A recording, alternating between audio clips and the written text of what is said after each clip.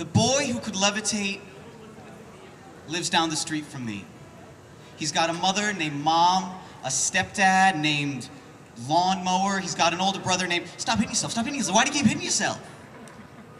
It all seems pretty normal down at the house of the boy who could levitate. And plus, the kid has got a seriously nice bike, and I see him ride it for hours around the neighborhood, and this is how, a few months back, the boy who could levitate ran over his own sack lunch on the way to school. I came out to my sidewalk to lunch, to Wonder Bread and Juice Box, and the kid who could levitate standing there doing his finger thing and going, that was my favorite, and you wonder yourself how long and how well you have to know a child before it's no longer technically talking to strangers. But I asked him, does your favorite wine with peanut butter and Elianwich? And the boy who could levitate says, I don't know, it always changes. The boy who could levitate lives down the street from me.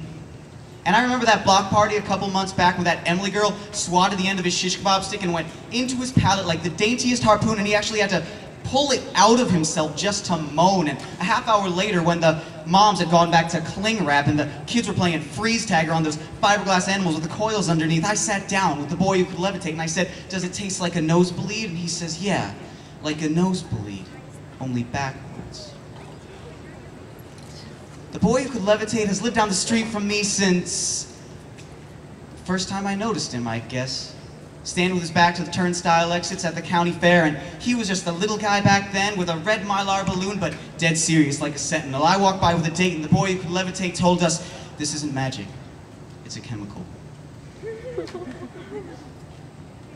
The boy who could levitate lives down the street from me, and I like his style. I like how he can read curves for hours on end, how he throws dirt clouds at airplanes passing overhead, and I liked his Halloween costume last year, showing up to my doorstep in jeans, a white t-shirt, and blue swimming goggles saying, trick or treat, I am a fog.